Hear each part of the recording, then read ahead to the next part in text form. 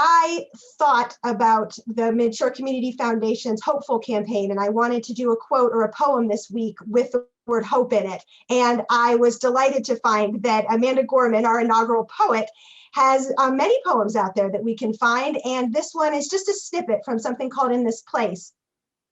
Hope, we must bestow it, like a wick in the poet, so it can grow lit, bringing with it stories to rewrite, the story of a Texas city, depleted but not defeated, a history written that need not be repeated, a nation composed but not yet completed. And I have been so impressed with the Midshore Community Foundation and all they do.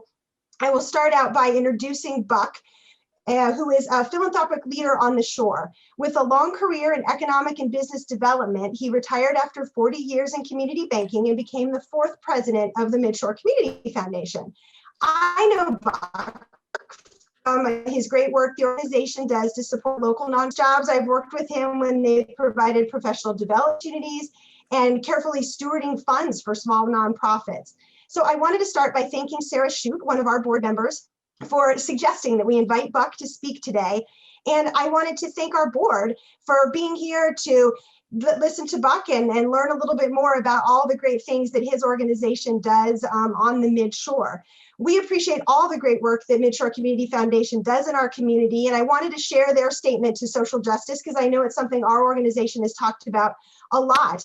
And it's great that Midshore Community Foundation is really a leader on the shore with this and that they really get the importance of all this. So thank you, Buck, for being here. Thank you, Ann, and thank you, ladies. I am Buck Duncan, and I have a real affinity to your community. Way back, those of you that lived in Kent County for a long time may remember a gentleman by the name of Roger Simpkins, who ran Chestertown Bank and Trust, which is now PNC, and Ray Tarrick. I've worked with them quite a bit, so I've been in and out of your community well for the last 30 or 35 years, and I enjoy Kent County. It's a wonderful, wonderful place. And I thank you all for what you do at RiverArts. You certainly add value in many, many ways to the community and the Midshore, and probably even further as far as the reach is concerned. But you absolutely do a wonderful job. I remember when Maria hit the ground, I think she was probably there a week or two, and she and I met in your facility, and I bought a scarf, I think, for my wife, which she does still wear. So whoever knits, keep knitting, because I'll be back when they release me and I'll buy some more stuff. But thank you for what you do. Your website's quite good too, by the way. I always try to take a look at things like that because that's a first impression of an organization, and you do really a fine job with it. So thank you for what you do, and keep it up. You've had some very interesting speakers, music, arts, the like. Mine will be a little different spin, but there are indeed many, many things here on the Midshore to be hopeful for, and I'll talk a little bit about them. And when we finish, at any point in time, if you want to have a discussion or go back here or go back there, I'll certainly do it. So please come forward with any comments that you might have. And I hope that we can build a little fun in this, because God knows we need some fun in this day and time. We've got a light out there, but I just hope it's not a freight train coming at us, because we've got to continue to manage all the protocols, and we need to have a little luck to get through this COVID mess that we're in. But thank you for the invitation. And what I'd like to do, I'm going to give you a real high level of Midshore Community Foundation. And obviously, if there are things there that you'd like to know more about, I'll go back and I'll focus on them for you. But then I'd like to get into things that Midshore has done with RiverArts as an example, and your community in general. And we probably touched some other organizations that you have been involved in, I suspect. But Midshore Community Foundation is a not-for-profit. We are a 501c3. It enables us to do a lot of things here in this 5-county area, which we serve, and there are about 750 community foundations, and there are 3 here on the Eastern Shore and 15 in the state of Maryland. Midshore is the 4th largest. We are accredited. That's important for you to know. It's fairly rigorous. We go through it every 3 years.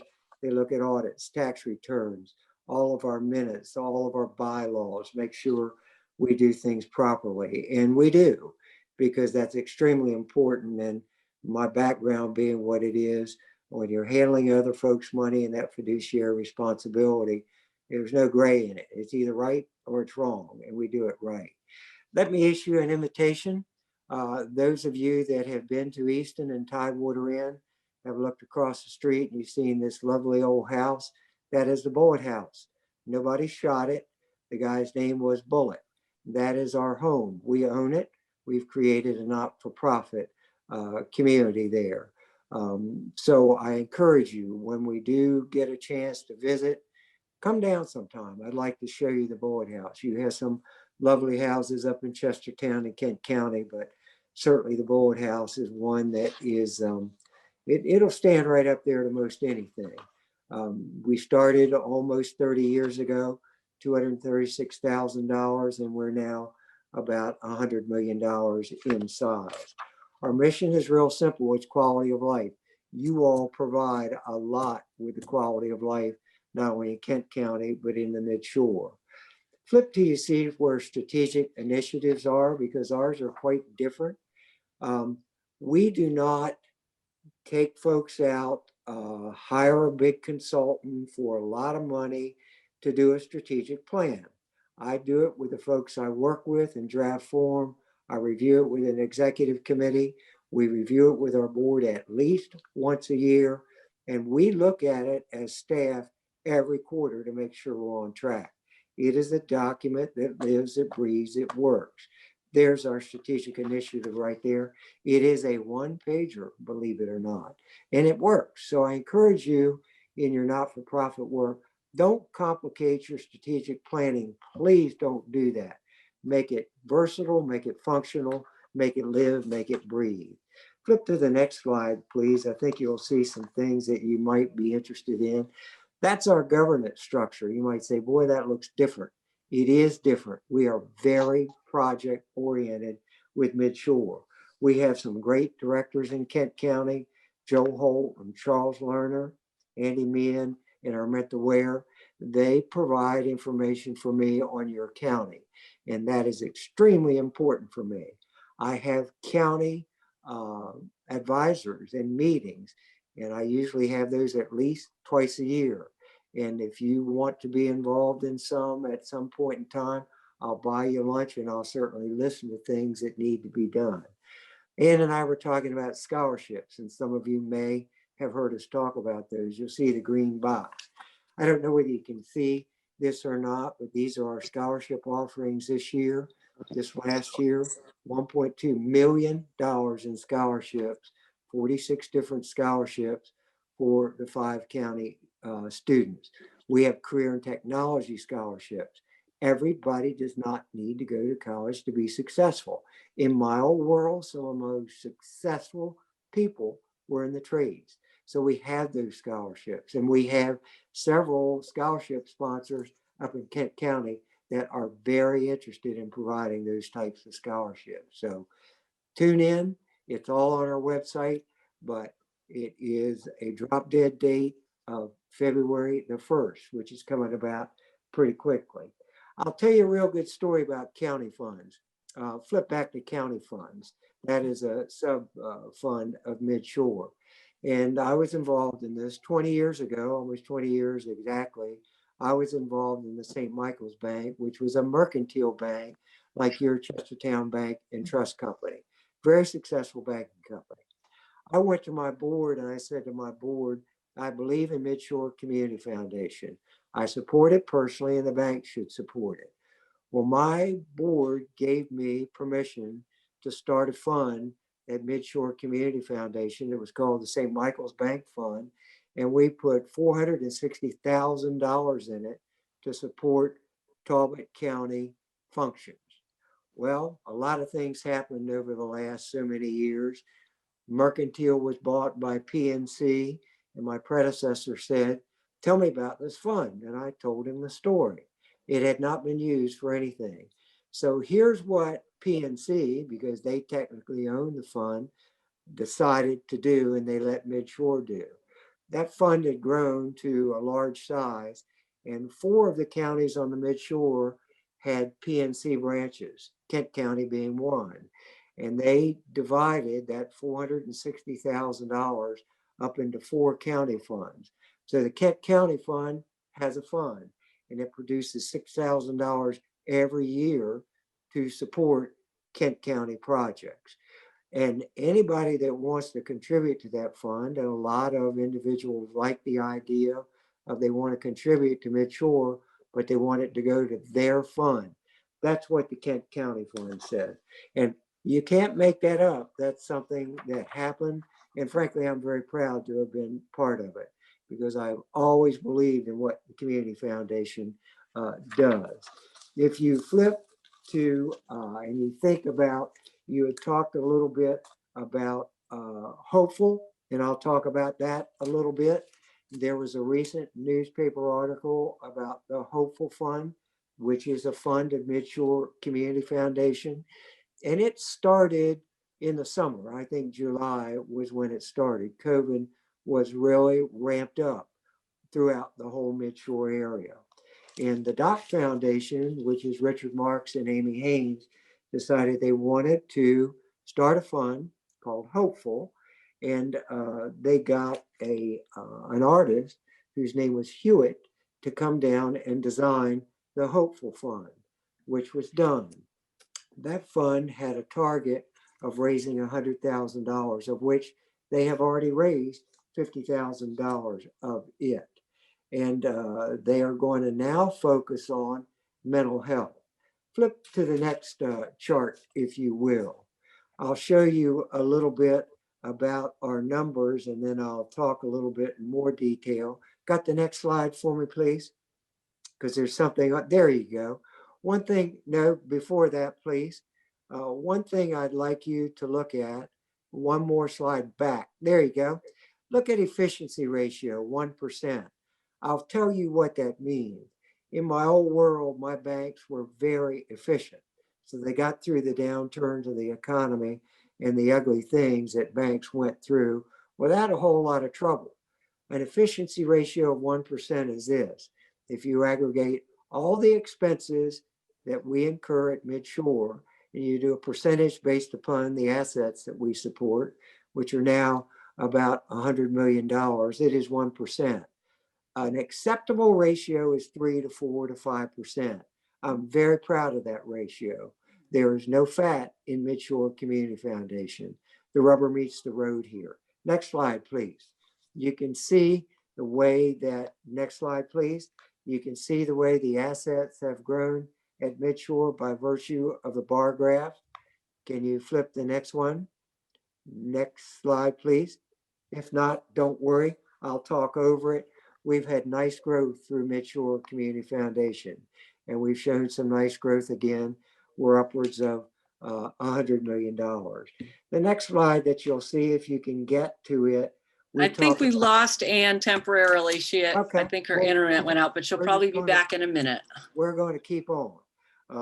We talked about COVID response fund, and one of those funds that really is going to support our COVID fund is the Hopeful Fund, which I touched on. And they have done a little bit of an about face and a pivot, and they're going to focus now on mental health, which is huge right now in this COVID time. Let me talk a little bit about Midshore's COVID Fund, because some of you may have contributed to it. And if you have, I thank you. I'll never forget how it started.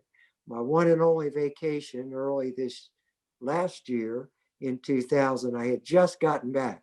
It was March 15th, and COVID had really started to hit the area. And I talked to the ladies that I work with, and I said, we got to do something. I don't know what it's going to be. Even if it's wrong, we got to do something. So we started our COVID fund. I went to our directors and I got the authority to take $100,000 of Midshore grant making funding to put in the Midshore Community Foundation COVID fund. That was the seed money. So I'll fast forward to about a week ago when we approved our last grants. And all of these grants for funding are approved by a 20-member volunteer grants committee. Grants come in, we send them out on Friday. The volunteers, get back to us on Monday or Tuesday and say, fund it, don't fund it. And we've got a matrix where we do it arithmetically. If they say fund it, checks are out the door on Friday. Does anybody have any idea how much and how many dollars in grants that fund has provided thus far? We are just short of $1 million and 96 not-for-profits that we've touched. And the beat goes on because the need is going to continue. That's been a massive, massive undertaking for Midshore because we have a staff of 4.5 people. We do not have a lot of people. When you get to the next chart, and you probably can't see it, it will show you our distribution of $5.9 million last year in total grants. That's 630 of 20. Human services and scholarships. That's where most of it goes. It is really needed in our community. Scholarships, we touched on that, 1.2 million. You can keep going to scholarships right now if you can. And scholarships, $1.2 million last year. There will be more this year. And who makes those decisions? We have 70 volunteers, which we've just reached out today to touch. And most of them have said, count us in, we want to do it. Scholarships come in, we get them to the scholarships, and then we meet in Zoom meetings to allocate that scholarship money. That's a massive undertaking. But February 1 is the drop dead date. Next slide, please. Donor advised funds. We have donor advised funds, and a lot of them, and they're large, and I'll talk about them when I get to what they've done in Kent County and with RiverArts, quite frankly, because they are very meaningful. They usually have specific things that they're most interested in. And we as Midshore don't make those decisions, the advisors do. We help not-for-profits set up their planned giving. We've done it a lot. We do endowment management. Training, we do a lot of training. Part of our COVID, Let's Help the Not-for-Profits has been training. And we're in a module right now on strategic planning, and we're in the second session, and we've had over 100 not-for-profits participate in it. And it is free, by the way. That's important for you to know too. It's important that the services that we provide, if you were to have something come in and somebody say, we want to donate a boat to RiverArts, or we want to donate an expensive painting, we can help you turn it into cash if you want us to. We've converted farms into funds at Midshore Community Foundation, boats, anything that's marketable, we can help you do it. So if it's a little bit off the wall and out of the box, don't turn it down. Call me, please, because I think we got a way to help you make it do what you want it to do. A couple other things in closing. This particular part of what I was going to talk about, we help not-for-profits get started. We have some 445 different funds. They range in size from a few $1,000s to $9 million and everywhere in between. And we serve as their 501c3. That's what we can do to help them get started. So Midshore touches most every not-for-profit in the 5-county area. And since inception, some 30 years ago, we received about $91 million in contributions, and we've provided about $46 million in grants and scholarships, and we have grown to a size of $100 million. So you can do the arithmetic. Community foundations, that concept works. So they are generally what Midshore Community Foundation is all about. And now if you want to go to wherever you'd like to go, I'd like to talk a little bit about RiverArts, and I'd like to talk a little bit about how we have supported you over the last years. This last year, my calculation is $13,000 for RiverArts, and you're related programs. Over the last 10 years, $55,000. Big thing that our donors like, we like your kid spot. It is a hit. Anything involved with kids, we can usually find funding for it. So do not be shy.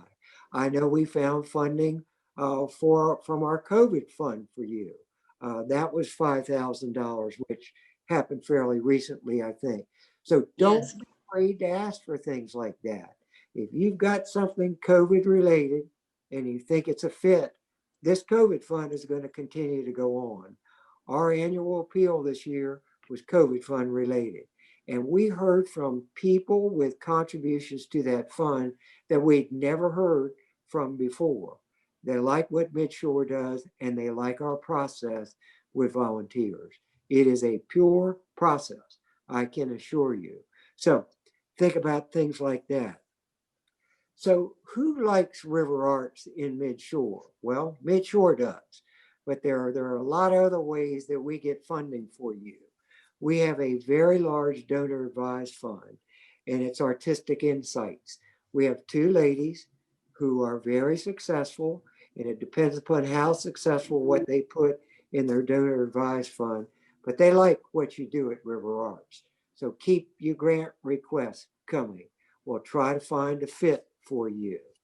Women's and Girls Fund, which some of you folks may have heard about, they have provided grants for RiverArts. They like programs. That's what they generally like. They like kids. So that'll be a tip for you. We have a very interesting fund, and it's a rentals fund. And part of that rentals fund, I knew the guy. He was a bit unique, to say the least. But I'll tell you what that fund does, and it's fairly large. I knew him in my banking world. His wife was an orphan in Italy, and part of the funding that comes out of that fund helps sponsor that Italian orphanage. And it is really cool for us to every year get somebody to help us talk to that orphanage to explain to us what they do with our funds. I now have somebody on staff that speaks fluent Italian. So it is really easy. Before, it probably was not. But that particular fund has an art spin also. They like what you do. The Cudner Fund, which is a very large fund of Midshore, it is totally discretionary based upon what the two advisors, and they are the son and daughter of Art Cudner and our grants chair. They look at arts types things, and they've provided funding before for RiverArts. Here's a really neat one. It's called the Linimoos Fund, and Jeannie Wooten attracted us to it, or attracted them to Midshore. And that fund is fairly large. That fund likes animals, and that fund likes the arts. So there are a lot of different ways that we try to find funding for what you put in front of us for grant requests. But programs are usually relatively easy to find funding for. So they are things that I think are really important. Here's another good story, and it doesn't directly affect RiverArts, but it affects your community. Andy and Leslie Price came to me about 3 years ago, and they said, the not-for-profits in Kent County need training, and I'll fund it. Can you build it? And I built it, and they funded it. And you may have participated in it, Maria. Maybe some of the folks that are on your Zoom today participated in it. But it was a huge success. And that was a model training program that we've used in the other 4 counties. And it had been very successful. But that was our guinea pig up there. So we can't thank Leslie and Andy Price enough for that. That was very, very important to Midshore. Some of the other things that Midshore does in Kent County, and not just related to arts, Humane Society, this last year, $15,000 in grant funding. Here's one that I didn't know about. We found out about it. It's called Bridges at Worthmore. they had a disaster there. A storm went through there and wrecked most everything that they had. We found a way to provide $28,000 to rebuild what they do. The Grand Army Republic, they feed a lot of people, and we provided $15,000 for food for them. Horizons, and mostly their kids programs, $48,000 last year. Kent Center, $17,000. Your library, $20,000. Kent School, $35,000. National Music, and that is a real tribute to what your community is all about, $15,000. Rebuilding Together, those folks are very active in what they do, $25,000. Your Samaritan group up there, and shelter, which is needed, and it's needed everywhere, $15,000. Washington College gets a tremendous amount of funding, mostly in scholarships, though. That's where it goes. And there is one very large fund at Midshore. And some of your folks may remember Dr. Harry Rose, but Dr. Harry Rose was the superintendent of schools at Queen Anne's County. He was a graduate of Western Washington College. He was the founder of Chesapeake College and a founder of Chester Y. This fund produces about $50,000 each year for Washington College in scholarships. $50,000 a year for Chester Y, $50,000 a year also for Chesapeake College. So Buck, when you yes. I was just gonna say, when you mention like the music festival and the college, you're mentioning so many people that we try to partner with. And one of the things we've tried to do throughout the years of our history, but specifically even more in the past year, is work on community collaborations. And whether it's with the Garfield or the Sultana Foundation, the library. And so it's interesting to know that, each of these nonprofits is seeking funding on their own. But I feel like we leverage our resources even better when we all work together to offer arts programs or other kinds of programs. And I think we can inject that arts component into what a lot of others are doing. And I can guarantee you, every time our grants committee sees a joint application that says collaboration, they find a way to at least provide some funding for it, because it is sorely needed. Not-for-profits sit in silos. They don't want to be bothered by anybody else. I've been preaching that since I came to Midshore. So I encourage you, collaborate, collaborate, collaborate, and ask for money for projects that are collaborated. That's so good to know, Buck, because, that's something that we've been saying throughout this, certainly this, the pandemic, because I've felt strongly that, we're going to make it through strong if we do it together, and not if each little group here in Kent County is trying to do everything on their own. And so we have done a lot of collaboration over the last year, but I feel dumb because it never occurred to me to do a joint funding request. And I love it that you've suggested that. So thank you. Absolutely. The word collaboration just rings positive bells. Because that's something Midshore, and I personally have preached since I got to Midshore some 5 years ago. So you're doing a good job with it. Keep it up. Some other things that we, yeah, Ann. And if we were to do that, so if we got a grant and another organization also gets their own grant that goes towards particular programs, but we put in a third, let's say there's two organizations, we each put in a grant, but we put in a third one together, that wouldn't necessarily mean we would get less individually for our other programs? I can't make commitments, but I would say certainly, I think you probably would not. They'd like the notion that here are groups getting together to do good for a community, whatever it might be. It is absolutely a thumbs up, Ann, no question. You also have up in Kent County, and some of you have lived there for a long time, we have the Reed and Mary Core Fund, and you have two advisors there that really tune in to the kind of things that you do. They like arts, they like kids, they like trade scholarships. That seems to be where they like. It's a fairly large fund, by the way, but they're the kind of things that we do. Here's a really very good story. Mickey and Margie Ellsberg they're gone from your community, but they were very active with Midshore.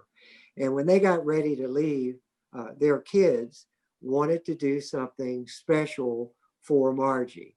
And some of you who know Margie probably know she was the lifeguard at Horizons and taught those kids to swim for a long, long time. And the kids got together and they pooled their funds, and there's a fund at Midshore to provide a lifeguard for the Horizons kids in perpetuity, because that fund through Midshore will pay for that lifeguard. That's one of the best stories I can tell you about collaboration and how you can affect other organizations. Some other things that we touch up there, Kent Goes Purple, we do that.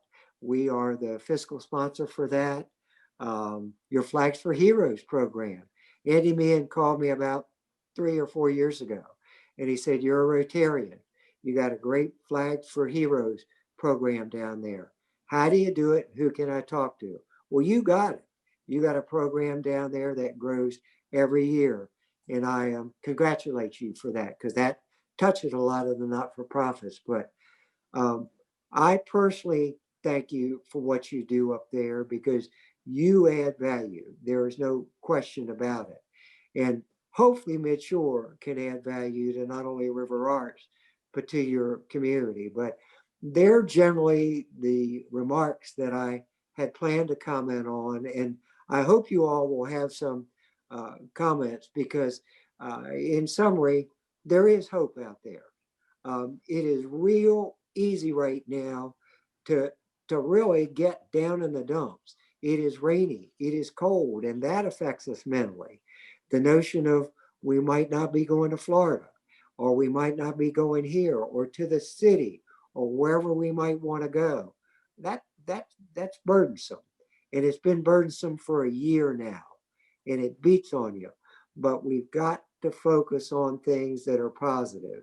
And I can tell you, every day I get up and go to work, and I've had some really good jobs. I mean, I am a very lucky guy with all this gray hair and wrinkles. This is the best job I have ever had. And we make a difference at Midshore, as you make a difference with RiverArts. There is hope, and there is reason to be hopeful, because those not-for-profits that know what they're doing, they are going to survive and thrive, as you will. There have been not-for-profits that have fallen by the wayside already, because you got to reinvent yourself. You've got to do things differently, because the way you did it a year ago, it will not work. Midshore has totally reinvented themselves. And quite frankly, we won't go back to a lot of ways we do things. We like the way we do things now, and our directors and our not-for-profits like the way we do it. So there are a lot of things that we're going to cast aside. So I commend you for the way you reinvented, and I commend you for the way that you are hopeful, and you bring bright spots with the arts and the kids stuff that you do. It makes people feel good. So keep it up. Comments, questions, anybody? Thank you for being here. I wanted to say we have a real diverse audience. We've got a number of board members. We have a director of a wonderful museum. We have people who have been founders of our own organizations. And so, I'd love for people who have questions for you to jump on in if there are any. And I would also just like to say, Buck, we did not invite you here just to have you say nice things about us, but I really appreciate it anyway. You're welcome. You're welcome. I don't produce idle comments. That's sincere. I know what you do, and I see what you do. Well, I appreciate it, and I really do appreciate your words about how hard a time this really is for everybody. We're all sort of feeling that weariness that you mentioned, but I also do think that there's excitement and energy in the reinvention process, as exhausting as it kind of is. But it is. I've seen us do it, and I've seen other organizations and people do the same thing in this past year, where you get some energy and excitement from coming up with new ideas and having to be creative about what you're trying to do, and think of new ways to serve the mission that is the purpose for why we're here. So, you know, I think both things are true. It's exhausting and it is also energizing. And you have to embrace it. I went through some ugly times in my banking career and survived, quite frankly, but this is the worst by comparison. And you have to embrace it, you have to accept it, and you have to adapt and make changes, and you all will come out in good stead. You still got kids out there to energize and expose to the arts. You've still got groups that want to come down from the city or wherever and see what you do and touch what you do. You've got artists that want to support what you do. It'll all come back because people are just craving that right now. And you're poised, you do it. You're a professional operation that really does a good job with your mission. One thing, I guess, in closing, if there are no other questions for me, the ladies know how to reach me. I'm very responsive. I work.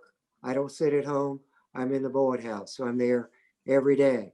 I do encourage all of you, please, when we get released, if you want a nice day, come down and let me give you a tour of the bullet house.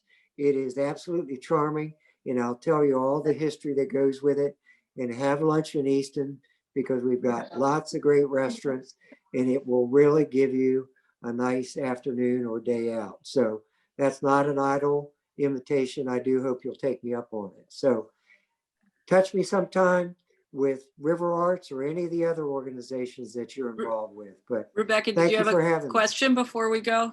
I have an observation. Firstly, I have to tell you what a pleasure to just listen to Buck. I know community foundations across really the whole country, and I wish you could be cloned, because that 1% efficiency, I don't think anybody equals that. And also your passion and care for well-being. I can see what a creative endeavor it is and a capstone to your life career. And I'm just I'm Baltimore City based, but we're, founder of a national museum. But my admiration for Chestertown arts is just, RiverArts is just huge. I see how much they've been able to be responsive to a broaden audience, even in the middle of a pandemic. And I found it fascinating. I worked for 5.5 years for the Department of Psychiatry at Sinai Hospital. And I know the role of arts, particularly in times where people are even more stressed through isolation and fear, and also loss of income. So I really encourage, because they have such an incredible staff and network of them also thinking about mental health programs, because I think you're intrinsically a healing organization. And I think the need is great. And I would love to see a way to have you even go to a larger therapeutic stage beyond the naturally healing work that you do so far. So, but what a pleasure to listen to you. And again, I'm just a huge admirer of RiverArts. Thank you for your comments, and I do hope you'll visit with me. Oh, I'd also like to say, Buck, it's Mary Jo, how supportive you have been of RiverArts, and I just am such an admirer of all of the things that the Community Foundation has done. You single-handedly have led that organization to be as successful as it is, and they are very lucky to have you. Well, thank you for your comment. And I hope you'll come visit with me too. I'd like to see you again. That would be fun. Good. Pam? Anybody have I anything would else like for to me? say something. I'm the treasurer for the Samaritan group. And of course, this year has been a real challenge to redo how we do everything.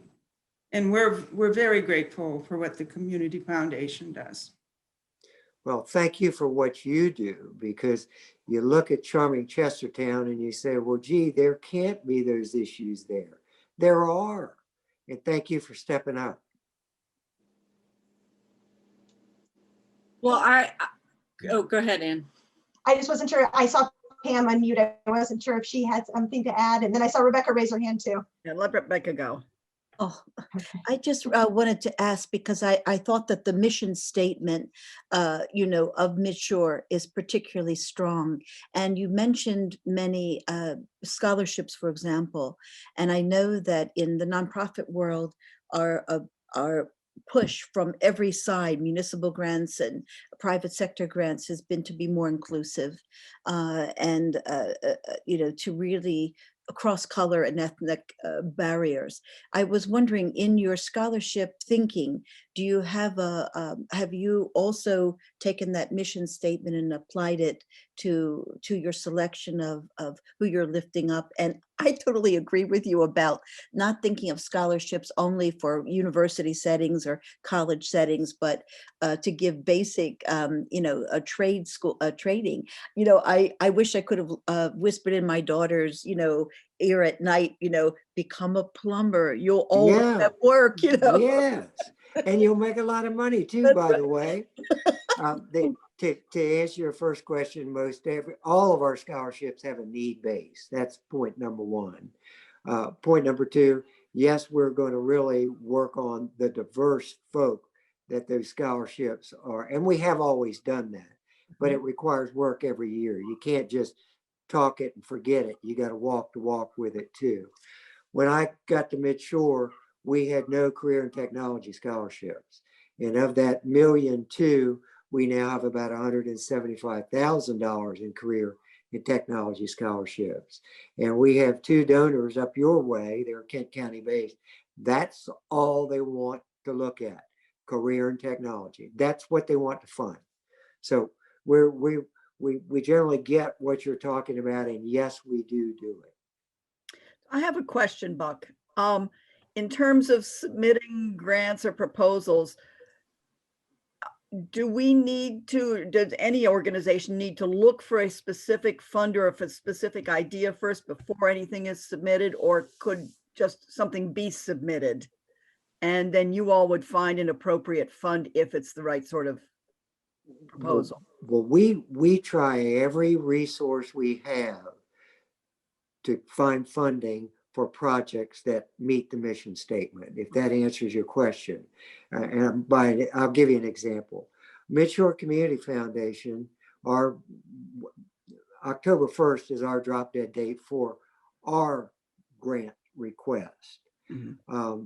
And if it doesn't meet, and we don't have a whole lot of money, quite frankly, based upon the need. So if we can't fund it, we might go to, as an example, the core fund, or we might go to one of the other funds that, we may go to our artistic arts fund as our ladies, and they may say, we like it, we're going to fund it for you. We'll exhaust every funding source that we have. Does that answer your question? Yes. It's not just a one look and done. And, one thing that I really appreciated so much over the past year, Buck, is that, we applied for the COVID relief, but of course we're not a human services or, food, organization.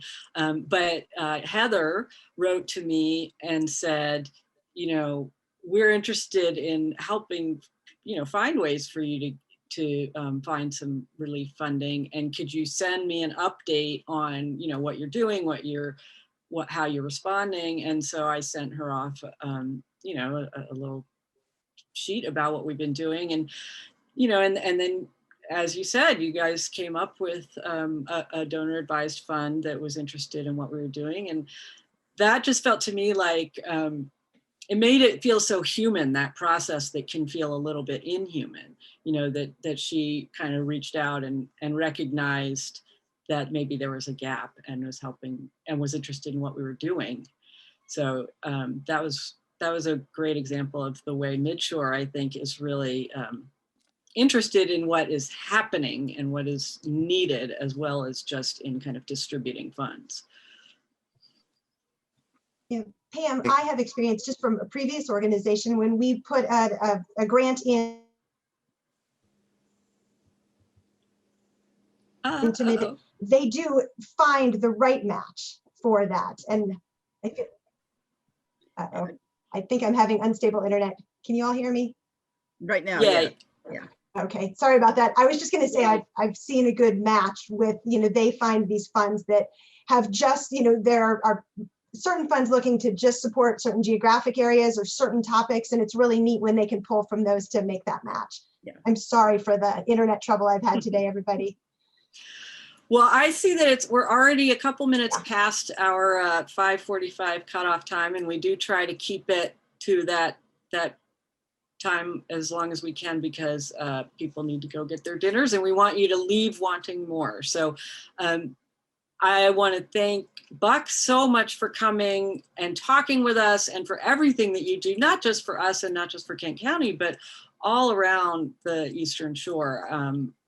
I was saying before we got started that one of the things I really appreciate about every time I interact with Midshore is finding out about who else is doing interesting and wonderful and necessary things in places that I don't necessarily spend a lot of time, Dorchester County, other places.